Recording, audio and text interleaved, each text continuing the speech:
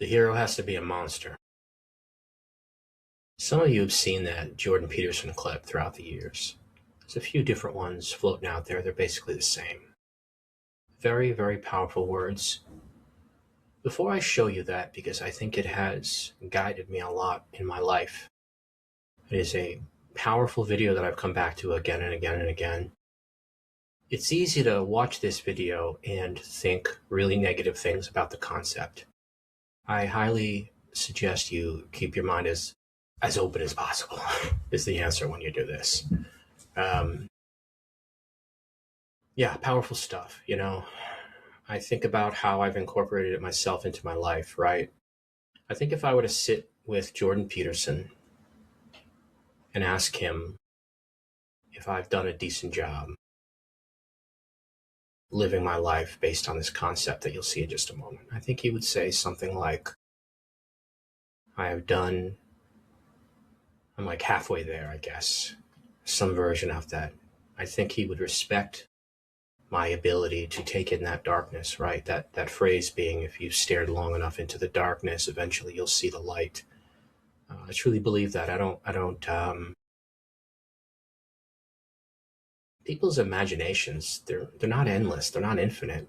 You know, if you've not truly experienced pain, suffering, if you've not seen death and destruction, if you've not walked through fallen countries, fallen societies, you know, the broken down, burned houses of someone's home once upon a time, it's hard to really understand. It really is. It can be hard to understand who the good guys and the bad guys are out there. When I think about with what's going on in Iran right now, this is where I feel like a video like this is so important. Because I think, in my opinion, we need a president, Democrat or Republican, I just don't really care too much, that embodies this, that has strong, healthy values that go alongside it. The hero has to be a monster.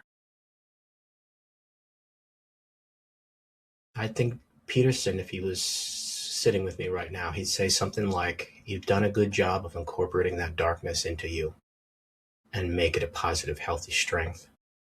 And, you know, that only works when you have strong values and you really take a lot of time to kind of tear yourself down on a regular basis, if you understand what I mean. Really rip yourself to shreds. Make sure you're living those values on a regular basis.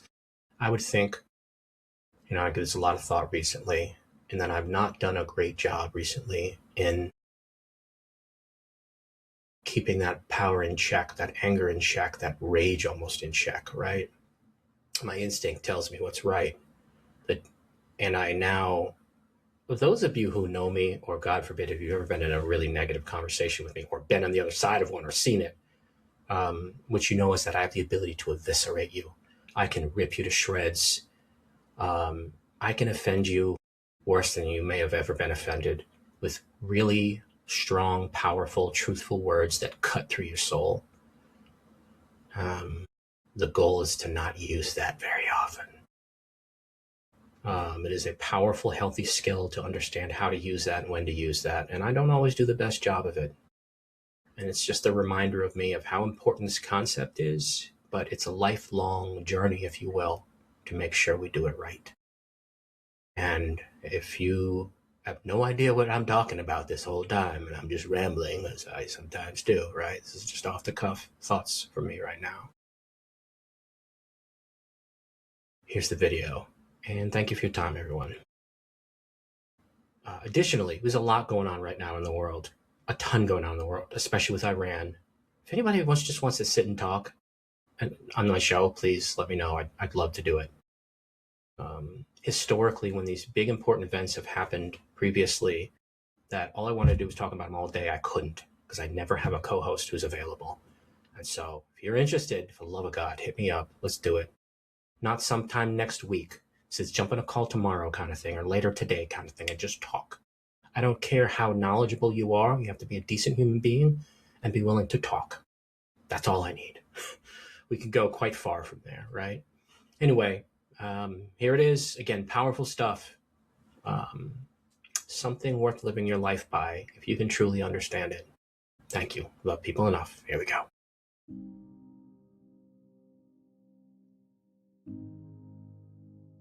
part of spiritual development is to recognize the satanic tendencies that characterize you and to fully wrestle with them and to integrate them. That's the thing. It's not so much to cast them away, it's to transmute them. You know, and you can see the difference between people who've done that and people who haven't, at least to some degree, because people who haven't integrated the shadow at all are naive. And you can tell that when you look at them, and you can tell that when you talk to them. And because they're naive, they're often resentful as well because they get taken advantage of. And someone who's integrated that more, they're dangerous in the martial arts sort of way, which is they're dangerous, but they don't have to use it because their presence radiates implicit potential for havoc, and that's really necessary. It's one of the things that gives people self-respect. If you're harmless, you're not virtuous. You're just harmless. You're like a rabbit. A rabbit isn't virtuous. It just can't do anything except get eaten. It's not virtuous. If you're a monster and you don't act monstrously, then you're virtuous. But you also have to be a monster. Well, you see this all the time. Harry Potter's like that too. It's like he's flawed, he's hurt, he's got evil in him. He can talk to snakes, man. He breaks rules all the time. All the time. He's not obedient at all. But, you know, he has a good reason for breaking the rules. And if he couldn't break the rules, him and his little clique of rule-breaking, you know, troublemakers, if they didn't break the rules, they wouldn't attain the highest goal. So it's very peculiar, but it's a very, very, very, very common mythological notion. You know, the hero has to be a monster, but a controlled monster. Batman is like that, you know. I mean, it's everywhere. It's the story you always hear. If you're going to be a fighter, you have to want to win, and you have to want to hurt people. I mean, not for the sake of hurting them. That's what makes you different than an evil person. But you have to have that capacity. You have to develop that. And, you know, that's the step on the way to enlightenment, weirdly enough, because that isn't what people think. People have been fed this diet of pablum, rights and impulsive freedom for so long. There's just an absolute starvation for the other side of the story. There are no rights, technically speaking, without responsibilities. And all we've had for 60 years is a dialogue about rights. Well, that leaves a hole on the other side of the story. And it's a hole that's in people's hearts, essentially. Because responsibility, well, perhaps that's not more important than rights. Like I said, they're part and parcel of the same formula. But it's in responsibility that most people find the meaning that sustains them through life. It's not in happiness. It's not an impulsive pleasure. Those things blow away at the first ill wind. But to adopt the responsibility for your own well-being and to try to put your family together and to try to serve your community and to try to seek for eternal truths and to live them, that's the sort of thing that can ground you in your life enough so that you can withstand the difficulty of life. And when you tell people that, especially when you include yourself in the audience, let's say, and you're not finger waving from above, then everyone knows that it's true. There's been this attempt to identify masculine competence and power, let's say, but mostly competence with tyranny, and that's very, very hard on young men. It's also hard on young women, for that matter, but it's very helpful for people to hear that they should make themselves competent and dangerous and take their proper place in the world, because it's the alternative to being weak. And weak is not good. The people who shoot up the high schools, they're weak. They're weak. And life is a very difficult process, and you're not prepared for it unless you have the capacity to be dangerous. That doesn't mean that you should be cruel. It doesn't mean any of that. There's a statement in the New Testament, the meek shall inherit the earth. But the meek isn't well translated. It means something more like, those who have swords and know how to use them but keep them sheathed will inherit the world. That's a way better way of thinking about it.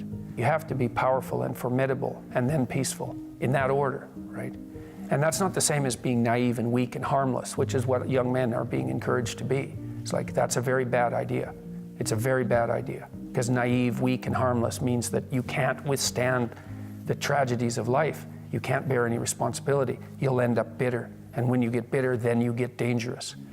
You don't treat adult men as if they're infants. But the young men really need to hear this more, I think, is that you should be a monster. You know, because everyone says, well, you should be harmless. virtuous. You shouldn't do anyone any harm. You should sheath your competitive instinct. You shouldn't try to win. You know, you don't want to be too aggressive. You don't want to be too assertive. You want to take a back seat and all of that. It's like, no. Wrong. You should be a monster, an absolute monster, and then you should learn how to control it. Someone who is incapable of cruelty is a higher moral being than someone who is capable of cruelty. And I would say, and this follows Jung as well, that that's incorrect, and it's dangerously incorrect, because if you are not capable of cruelty, you are absolutely a victim to anyone who is. And so part of the reason that people go watch anti-heroes and villains is because there's a part of them crying out for the incorporation of the monster within them, which is what gives them strength of character and self-respect, because it's impossible to respect yourself until you grow teeth. And if you grow teeth, then you realize that you're somewhat dangerous, or maybe somewhat seriously dangerous, and then you might be more willing to demand that you treat yourself with respect and other people do the same thing. And so that doesn't mean that being cruel is better than not being cruel. What it means is that being able to be cruel and then not being cruel is better than not being able to be cruel. Because in the first case, you're nothing but weak and naive. And in the second case, you're dangerous, but you have it under control. And you know, a lot of martial arts concentrate on exactly that as part of their philosophy of training. It's like, we're not training you to fight. We're training you to be peaceful and awake and avoid fights. But if you happen to have to get in one, and I guess the philosophy also is that if you're competent at fighting, that actually decreases the probability that you're going to have to fight, because when someone pushes you, you'll be able to respond with confidence, and with any luck, and this is certainly the case with bullies, with any luck, a reasonable show of confidence, which is very much equivalent to a show of dominance, is going to be enough to make the bully back off. And so the strength that you develop in your monstrousness is actually the best guarantee of peace. And that's partly why Jung believed that it was necessary for people to integrate their shadow. And he said that was a terrible thing for people to attempt, because the human shadow, which is all those things about yourself that you don't want to realize, reaches all the way to hell. And what he meant by that was, it's through an analysis of your own shadow that you can come to understand why other people are capable, and you as well, of the sorts of terrible atrocities that characterized, let's say, the 20th century. And without that understanding, there's no possibility of bringing it under control. When you study Nazi Germany, for example, or you study the Soviet Union, particularly under Stalin, and you're asking yourself, well, what are these perpetrators like? Forget about the victims, let's talk about the perpetrators. The answer is, they're just like you. And if you don't know that, that just means that you don't know anything about people, including yourself. And then it also means that you have to discover why they're just like you. And believe me, that's no picnic. So that's enough to traumatize people, and that's partly why they don't do it. And it's also partly why the path to enlightenment and wisdom is seldom trod upon, because if it was all a matter of following your bliss and doing what made you happy, then everyone in the world would be a paragon of wisdom. But it's not that at all. It's a matter of facing the thing you least want to face. This is an interesting thing about the integration of the shadow, because recognizing yourself as the locus of evil, let's say, actually, in some sense, gives you far more respect for yourself, strangely enough, because the same respect that you might have for a wild animal or even a monster.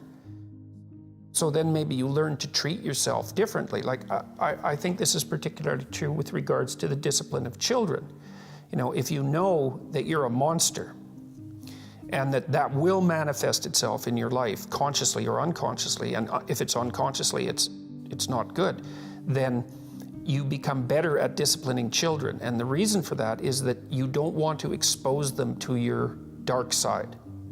And so if they behave and don't provoke you, which means they'll also behave for other people, then the monstrous part can stay in abeyance, and then that's great.